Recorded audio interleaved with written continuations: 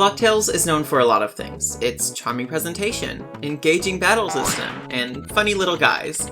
But it's not known so much for its difficulty. Sure, some bosses provide a challenge, especially when playing solo, but you don't see people wiping out to every cheeky eagle or hedgehog encountered. But what if you did? Within Blocktales, there's a hard mode you can activate that doubles damage and halves your carding window, but gives you special badges for beating each chapter in hard mode. So, of course, I invited my close friend and fellow Blocktales enthusiast, Stefan, to join me. Yeah, it didn't go so well. Full disclosure, most of this video takes place pre-Demo 4, so there's no prologue section. Just pretend it never happened. The beginning of hard mode starts off the same way any other Blocktales game would. We wake up, get obliterated by Tutorial Terry, and are told to head on down to Roblox HQ by Shedletsky himself. I meet up with Stefan and went down to the annoyed-looking guy to buy the Double Pain, Thrill Seeker, and Gusto cards. Yeah, that's right, this run isn't only a hard mode run, but rather a hard mode plus run. I think that's what it's called. We made it to Roblox HQ and traversed through it with relative ease due to every enemy attacking us having 2 HP. At the top, we encountered our first real challenge, Red and Blue.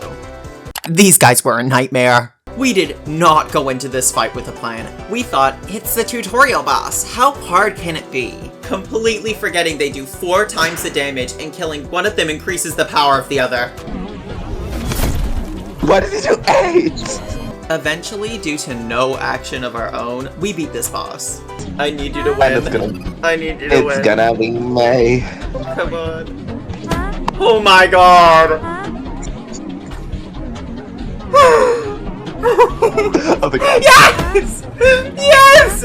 We met the first fight!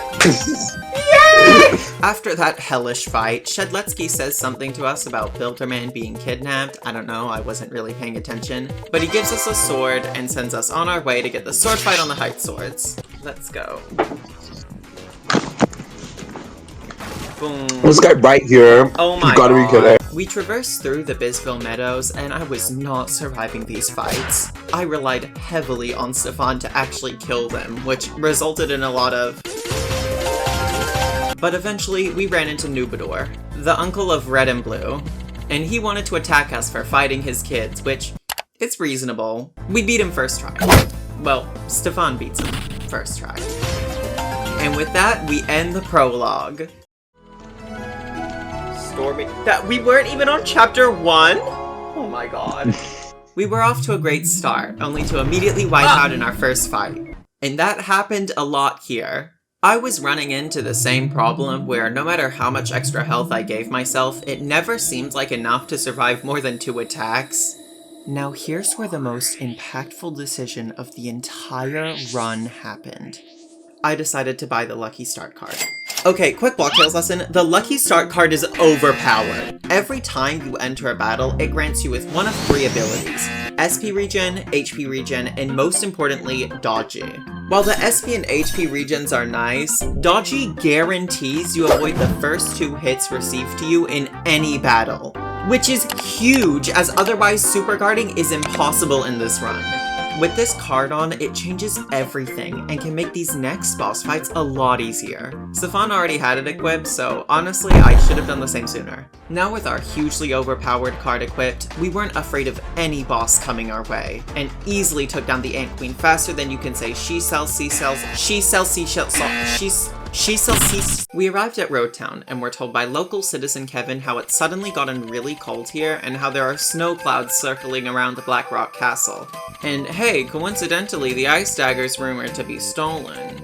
This seems really serious, and as we were instructed to collect the sword fight on the height swords, of course me and Stefan were quick to action. I'm going back to the fishing spot now.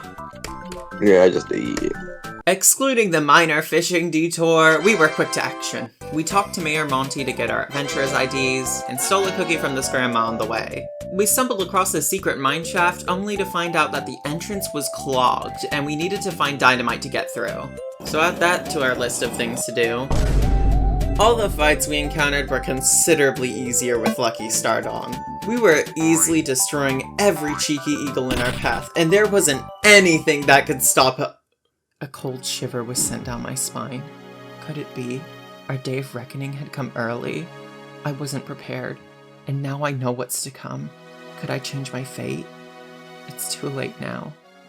The boss fight was grueling.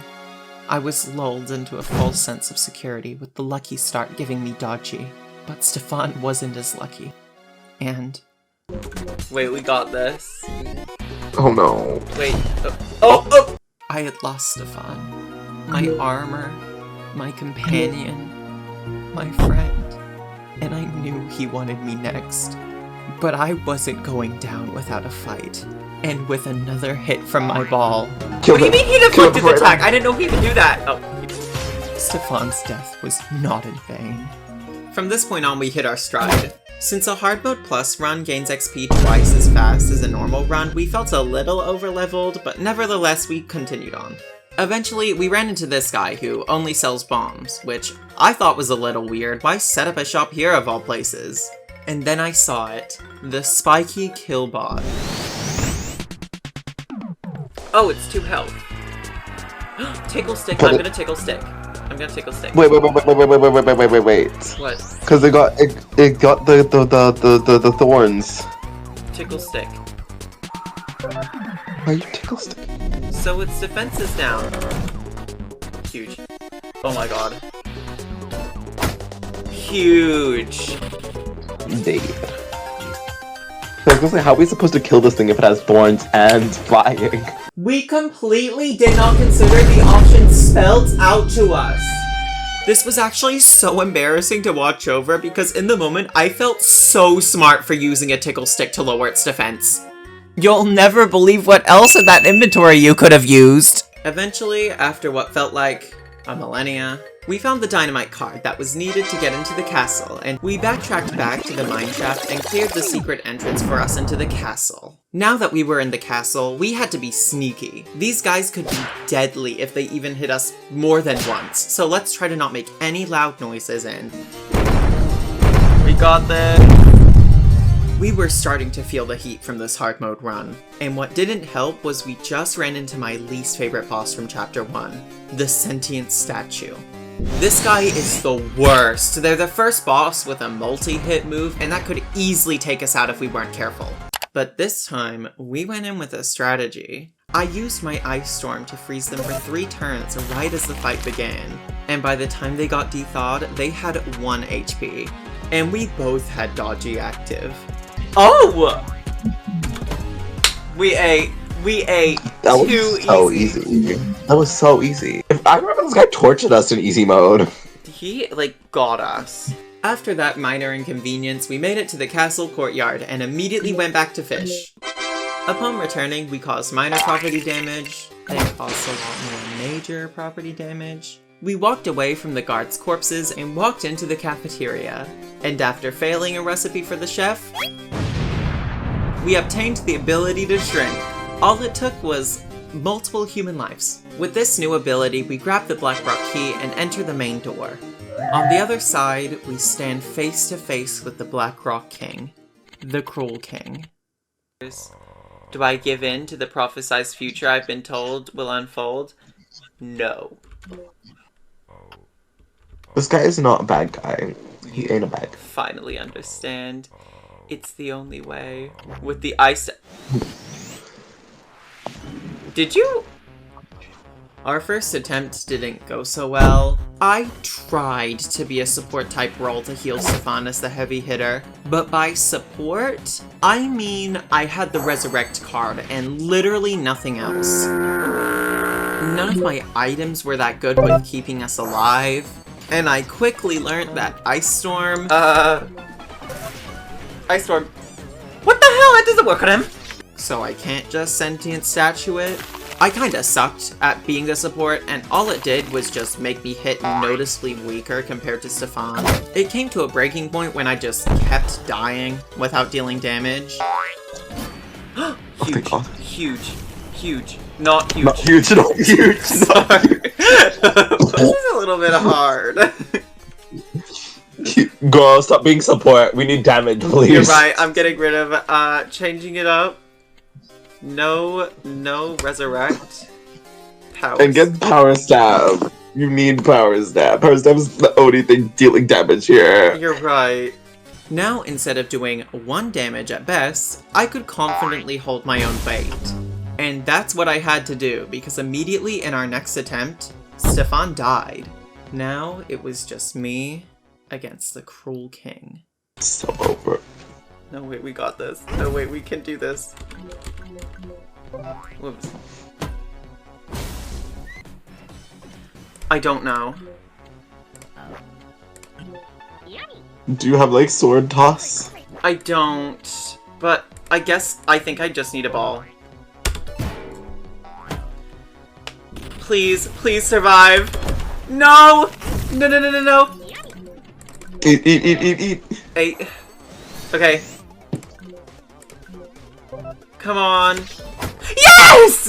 Hey. Oh my god. Yay! Heartless. First bad. Ate that. A blockser. Oh my goodness. And with that, we beat chapter 1 and got our first badge. We keep killing people. I don't feel good about this. It's okay. With no time to waste, we're called down to Roblox HQ, where Shedletsky, now in wheelchair, instructs us where to get the next sword and to meet up with Mayor Thaniel. You're overworking us.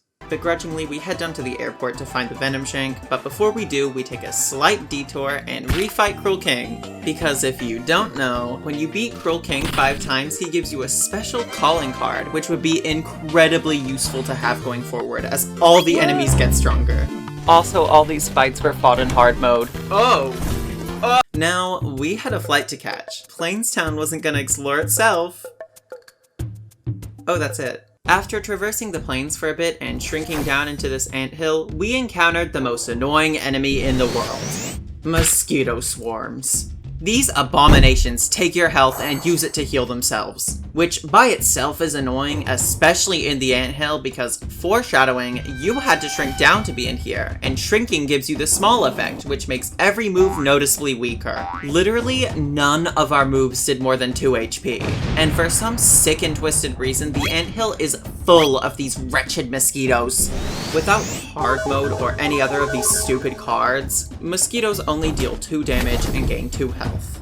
But you can still block it to negate the effect and the agony mosquitoes otherwise bring. But in this run, each time they attack you, they do 8 damage. And even if you manage to block the attack, which, good luck, it still does 4 damage, completely regenning itself if you let it stay on the field for more than 1 turn. And as we've established, you can't kill them in 1 turn, unless both me and Stefan focus on attacking the same mosquito. Do not fail the damn They're actually horrendous. It is not that hard to do these jumps. Oh my god! The amount of times we've lost to a swarm of mosquitoes. It's honestly embarrassing. It's embarrassing. Eventually, we made it out of that cursed anthill, but unfortunately, not long after leaving, me and Stefan got split up. I'm actually going to the fishing spot. I'm sorry, I'll be back in a second. What do you mean you're going to the fishing spot? I just got in a fight! What the hell do you mean? We met up again in Tartopolis, where we did all the touristy stuff. I bought the launcher. We also found Mayor Thaniel, but he's being held captive by Griefer. No last name. They run off, but drop their Jeep key. So of course...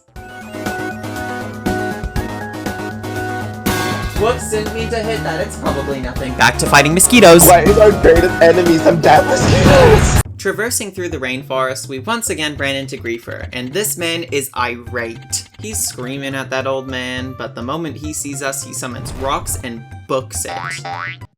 Coward. We clear the rocks, and the Komodo dragon comes out to fight us, and...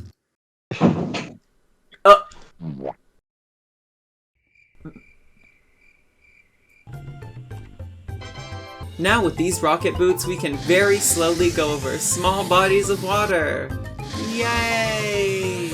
I'm gonna be real, this rainforest was painful to get through. Every enemy dealt massive damage, and we kept dying and having to traverse all the way back, only to then die again. Believe me when I say the group morale was low at this point. Just when we thought it couldn't get any worse, we run into Griefer again. I know only one move I have that can do 5 damage, I think. Come No, on. it was 4. Perfect. Bro, my screen listened to Hamish and missed the action command and I was so scared. After solving a few puzzles and wiping out a few 1,000 times, we stumbled across this huge tree, and oh my god, it's him, it's the guy we ran over. Well, maybe he's friendly? I'm done Oh. Yeah, I don't think they were happy to see us. Losing to this guy really made me rethink about using the launcher. While Stefan's slingshot was often doing 5, even 6 damage at this point, my launcher was barely dealing 3. Not to mention, I kept missing my action commands and doing no damage. So I returned to my old reliable, Fireball my beloved. And as to be expected, Fireball carried. Upon killing Bigfoot, sorry historians, we stole his iron sword, and with nowhere else to go, we continued on. This forest is driving me insane. Eventually, we made it to another big tree, and you know this one's serious as its entrance is guarded by a toucan. When inside, we started our ascent upwards, but what we didn't know is that any time you die in battle or fall downwards, they put you back at the beginning. And coincidentally, falling downwards and dying just so happened to be the 2 things we did most. This entire tree, or sorry, Sacred Hollow, should just be counted as a boss fight because oh my god, we have had to restart more times here than most bosses we've encountered so far. Can I just like... I didn't get away fast enough. Oh, and I ate. I didn't get away fast enough. I was trying. After accomplishing the Sisyphusian task of making it to the top of Sacred Hollow, we once again run into not only Griefer, but the Sword in the Stone. We watch as Mayor Thaniel pleads for us to help, but we're too late. And now, he holds the Venom Shank, and he's looking for blood. Unfortunately for him, Lucky Start blessed both me and Stefan with dodgy. And due to Stefan dealing 7 damage, he wasn't able to even lay a finger on us by the time we won the fight. Now we just sit back and let the Venom Shank come to us. Oh my god! Turns out that fight before, yeah, that was just phase 1. This monstrosity is his final form. And this thing dealt serious damage. Oh, I successfully blocked. Okay, it's not all bad. Immediately we were humbled. Stefan's slingshot couldn't hit it because it had +2 defense, and I couldn't hit it because, well, I suck. Due to this, we realized we were in desperate need for a new layout. I'm switching to sword mode. Okay, I'm switching to... Call card Cruel King. Huh? That's right, Crawl King's back. You know, the card I said would be really important at the start of this chapter, and then we went on to never use it. Well, he's here! And unlike me and Stefan, Cruel King isn't on hard mode. He takes the same amount of damage he would normally take, while me and Stefan take quadruple that number. Which means not only is he good for damage, but also he's a good target for the enemies to go after, as he can tank a lot more hits than both of us. He's still in the court. They're like, oh, you lost the battle. He's right there. Even still, both me and Stefan were dying really quick. Our strategy, aside from using Cruel King, was non-existent, and I yet again tried to become the support, but instead acted more as a cheerleader. Oh god, lock in, lock in, lock in. Lock in, lock in. As they're flying towards me, you can't just say, lock in, lock in, lock in. It's not gonna make me lock in. Eventually, around attempt 11, I died immediately. But that didn't stop Stefan, and with Cruel King by his side, anything was possible. Huge! Oh my god, wait. No, wrong move. Oh my god! Please, please. No, no, no, no, no. You dodge this. Okay. Let me attack, let me attack. Yes! Oh my god!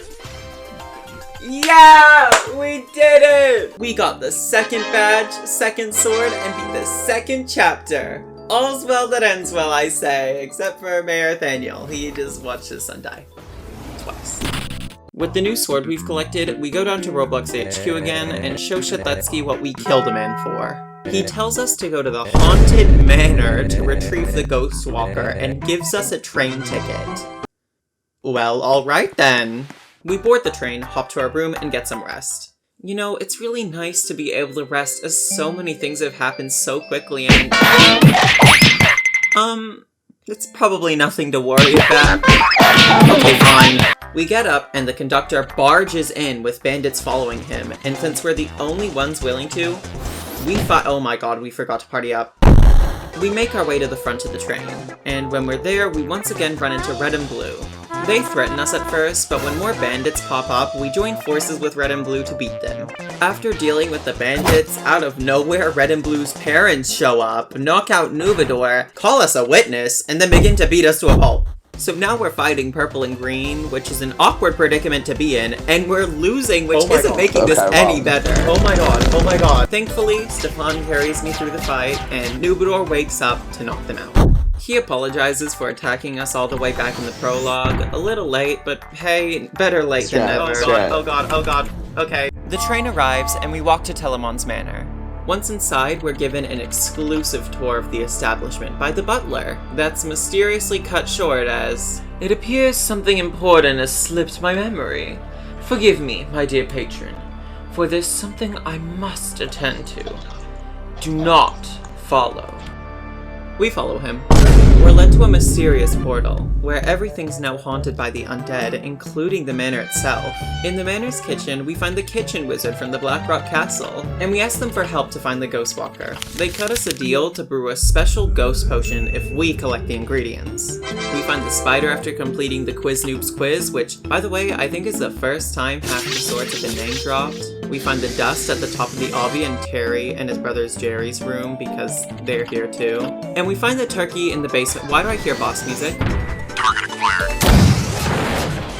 Returning the 3 ingredients to the kitchen wizard gives us the ghost potion, and they tell us that when we find the Ghostwalker, do not touch it. I repeat, do not touch it, or else we will die immediately.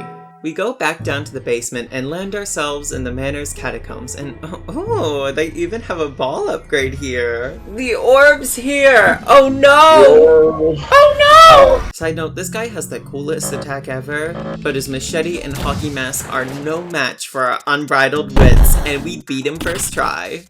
We continued through the catacombs and did a little ground pound to, oh my god, that's the Ghostwalker. Terry hops down too and reminds us that we will die if we touch it, so he goes to get the ghost chef. But the moment we're alone... Don't do it. Oh my god. Oh. Talk to us. That's embarrassing. We wake up, surprisingly, in an unknown house, and Builderman's here? He tells us he's been trapped in the Ghostwalker for a long time, and now it appears we will be too unless we purify our soul. Stepping outside, the world isn't blocks anymore. We keep walking until we reach a hand with a single orb in it asking us to give in to our avarice. We oblige. We're taken to a room filled with mannequins, and at the end of the room, a pit of hands. With nowhere else to go, we jump in. It leads us to a dark maze with more hands trying to grab us, and our only defense against them is our sword. The dark maze leads to an empty room with a pile of ticks in the middle. Builderman tells us to take it, saying there's no way it's a trap. Unfortunately, it was a trap, and now we have to fight off our greed. Oh, it's already dead. That was mad easy. Are we on hard mode? After the fight, Builderman congratulates us and we're taken back to the hand. This time there's another orb asking us to give in to our isolation. Inside the orb, a duck pond made from human tears appears, with a duck path that leads us to a room with 4 symbols. Using these symbols as a compass allows us to get through the next room undetected, leading us to the void. Builderman starts talking again and offers to give us a therapy session. And by therapy session, he means rapid-fire questions that wake up our second negative emotion, solitude. You are definitely special. And you... Oh, you... I will let you end me. No, wait, no. So let this be our No. We died 4 times. But eventually, after a stroke of luck, for Stefan... Why did it hit me? I'm already down! He was able to beat it for us. And although I didn't technically conquer my emotions, Stefan did it for me, so it's okay. Builderman says there's only one negative emotion left to exterminate. Our fears. We're taken to a city-like place with eyes watching us everywhere. But when we turn off the lights, after a while, we find an out-of-place tree and watch as its roots slowly become more and more purple. This marks the entrance to Fear's Forest. And from here on out, we have to go against the warning signs in order to progress. At the end, we see Fear hiding as one of the trees. They continue to warn us about a mysterious it, and with that, the fight starts. I feel giggling and chuckling. Oh my god! Okay, I let myself die here, assuming when the fight ends, we could go out, buy some items, and try again. But the fight didn't end as I expected. Stefan's truly carrying me through battling our emotions. Builderman congratulates us for clearing our psyche, but when we collapse, Builderman reveals that he's been using us. Those warnings from the others were true. Builderman isn't Builderman. He's... We wake up back in the house, but this time everything's wrong. Going back to the hand, all the fingers are cut off, leaving only the orb of wrath in the center. With no other choice, we enter. Alright, what a lovely area. We're taken to this fleshy forest simply known as Purgatory, with walls made from thousands of souls corrupted by hatred. Every entity we talk to isn't human.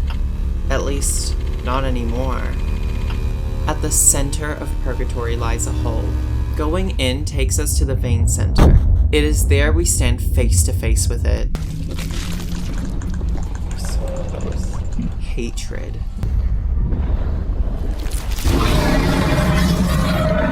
We were not ready for the hatred fight. For starters, my inventory looked like this, and hatred hits hard. We were exceptionally underprepared for the hardship this fight brought us. So after immediately dying, me and Stefan needed to talk strategy. We devised a plan. Stefan would be the main attacker, and this time I would fully commit to being the support, bringing out Cruel King to deal damage in my replacement. I also sold my old inventory and brought a new supply of healing items to use on Stefan so he can focus on attacking. But there was one more thing I needed. Something I've been saving up for since the beginning. Hatred has a super unique mechanic, where once its health hits 10 HP or lower, using the prayer card finishes it off. And knowing how tight our margin for error is, this could be crucial for defeating hatred, and I had just enough money to buy it. I hope it does enough. We walked back to the heart with our new strategy. At first, it was difficult, and then it remained difficult. Cruel King could only go so far into the boss fight before being insta-killed, and no matter how much thought we put behind every move, it wasn't enough to offset the massive damage we were taking. This guy's so hateful. Well, I mean, that's like his whole thing. Gradually, we were coming closer, and while there were runs we fumbled, we knew with enough persistence, our time would come. Okay. I'm thinking, do I have to do anything here because I have dodgy? Or is it good to? What do you think? Well, you don't get stunned, and then you can use a turn to, like, hit him. You're right. Maybe? Yeah, I think... I'm really scared that kills you right here, right now. And if we bring it down, if we do one hit and then we pray, we win. I don't do 8 damage. Well, 7, because fire. Well, I do, oh, 7. Oh, yes! Okay, I think... Oh, 7. 6 damage. Do you want me to do the Ice Dagger or the Venom Shank? Venom Shank, maybe. Okay, just do a hit. Oh, damn it. Chip away at him. Rod. Uh-oh. No! A friend. Okay. Hit him. Hit him. And then, or... Oh, hit him. No, oh... Just hit... Yeah.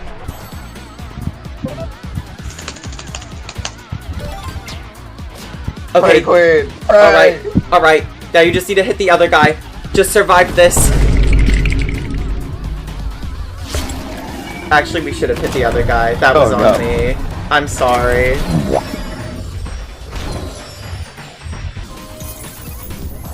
No! Oh wait, you can still pray! You can still pray! Oh wait, then you have to... But then you have to... Yes! Oh, kills him also. Oh my god! We did it! Yes! We woke up from our Ghostwalker-induced coma and shocked the kitchen wizard when we grabbed the Ghostwalker. It's over. We've purified our soul. And with that, the stone holds nothing but memories. Yeah! We bet the chapter! Yippee! Returning to Shedletsky, he promotes us to one of his elite employees and instructs us this time to go to the Temple of the Red Sun, which seems a lot more manageable than a haunted house. We go down to Bisville Docks and hitch a ride to the desert. But when we fight this stupid bird, we learn very quickly we're in way over our heads. Demo 4 made Resurrect a lot better to use, as now it doesn't take away damage, but in exchange, Lucky Start doesn't give dodge anymore. So we're doomed. After getting one hit by literally everything, we stumbled our way into the ancient tomb and learned our lesson. We were not getting involved in these fights. But eventually, we couldn't outrun our fate and ran into the great Floxinosililification and kept wishing to take his house, which he didn't like. I don't know why we didn't ask for anything else. And now we're battling him.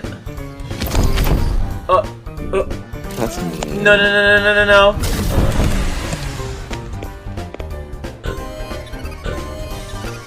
Okay. Demo 4 has the least amount of bosses, ironically only having 4 mainline ones, but none of them are easy, and we couldn't just slip by anymore. Our strategy in this fight was to focus on sword energy, which I did by buying green tea and turning it into matcha dorayaki, which restores sword energy, and spamming Ghostwalkers. Now the only problem was surviving long enough to use the Ghostwalker. I cannot stress enough how worrying it was to see how much we struggled with the first fight. But after remembering we had Cruel King, hope came back to the masses, and we beat them on the 7th try.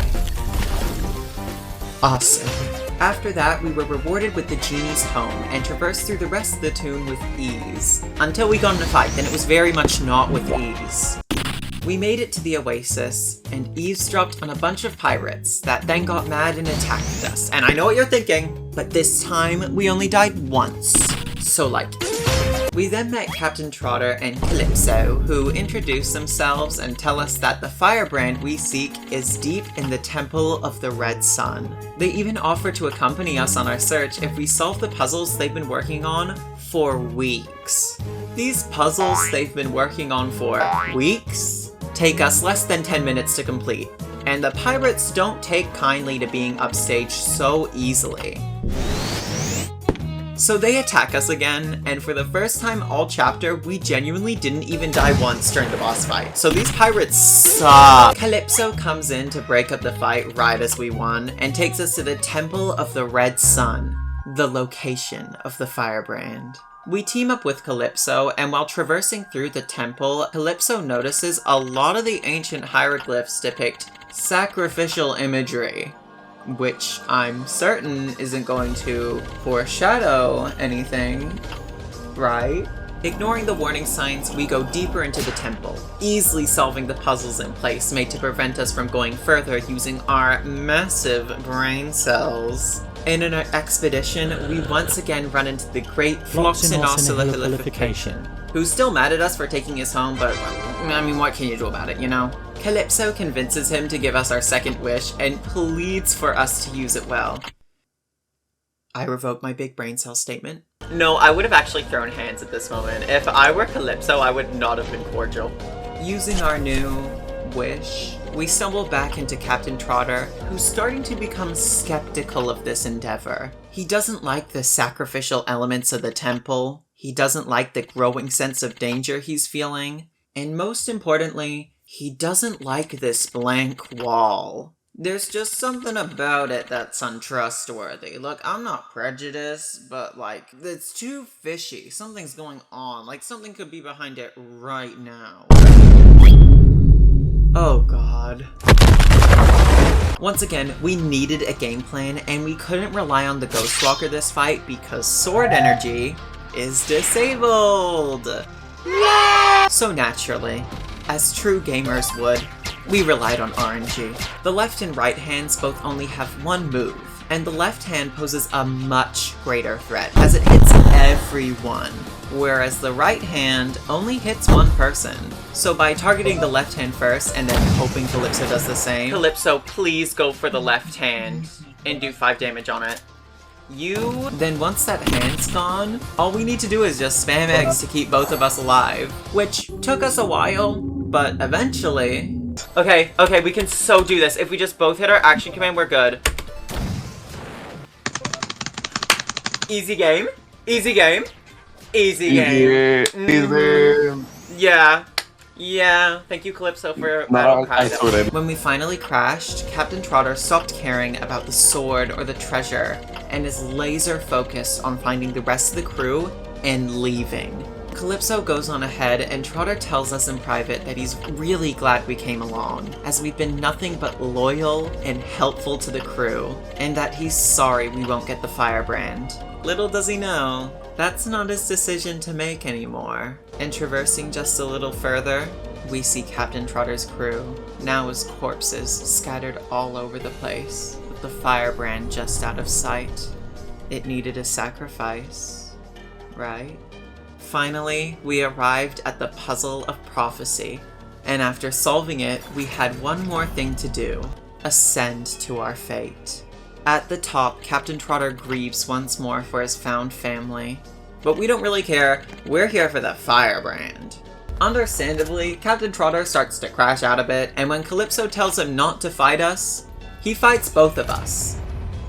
And he packs a punch, too. You can do this to fun. So a new strategy would be needed, aside from the mutual egg spam. Captain Trotter's unique, as every time you hit him, he switches his immunity to dodge either all ball/launcher moves or all sword/slingshot moves. And since me and Stefan only had our respective ball or sword moves, that meant the strategy was, each round the person who could attack him would attack him, while the other would focus on sword energy to power up for the Ghostwalker. Our strategy was working really well, and we had Captain Trotter at 10 HP. The chips were down. This was our chance. Huh? You're still in this grade. Okay, I thought it was so over, but we might be so... Okay, I just need you... Venom Shank. If you come back, I need you to Venom I need to Venom Shank, and I need you to serve, okay? I do that every day. Okay, then prove it. Let's prove it now. Yeah. Venom Shank. Why did you Venom Shank? If you come back, I need you to Venom Shank. What do you mean? I need you to... Okay. Girl, could you not see it said ball attacks blocked? No. I need you to come back, and I need you to Venom Shank. And I said, okay, I'm gonna serve. And you said, okay, prove it. So what do you mean? Okay, never mind. This might be harder than I thought. After learning the power of enunciating my words, we were consistently getting really close. It was only a matter of time for real this time that we would beat them. And eventually, then I'm gonna launch her. And then dynamite if you can. Dynamite if you can. Dynamite. No! No! Come back! Come back! Oh my god! Wait, we ate! Wait, because it changes! After the fight, Calypso's pleading to a now delusioned by the firebrand Captain Trotter, but it's too late, and the ancient's prophecy of a sacrifice becomes fulfilled, leaving us stranded on this here island. Oh my god, what is that? Turns out to get the firebrand, we have to defeat the ancients, which... What the hell? 2 swords ago we had to battle some teenager, and now this? But we came prepared. Before the fight even started, we left Calypso and returned to Vermilion Village to get the perfect inventory for the true final fight. See? Before and after. Anyways, back to the ancient deity we're fighting. What was our strategy for this fight? Survive. We had no clue how much more damage we needed to deal half the time, and we couldn't afford to dilly-dally. But surprisingly, we were doing a lot better than expected. Maybe Captain Trotter had prepared us for this moment. Maybe it's not as dire as we thought. Also, we're doing a lot better than I thought we would for our first attempt. For real. I think I still have a revive left, don't I? I hope so, because we're gonna need it. I think. Do I? Oh, I might have lied. No, I didn't. Okay. Okay, 11. 11. If you hit an eye dynamite, I think we could do it. I can't use my power staff. You can't? Shot. No, because it's G2 SP. I'm gonna just dynamite and pray. What should I... Use any move. Any attacking move you can. Cherry Bomb. Come on, Calypso! Calypso clutch! Calypso clutch! We are so... Roar! And us winning. The first try? Shockingly, the final boss was the only one we beat on the first try. And now, we did it. The journey's over. For now. Catman, are you in there? Can you hear me? I'm sorry. Yay!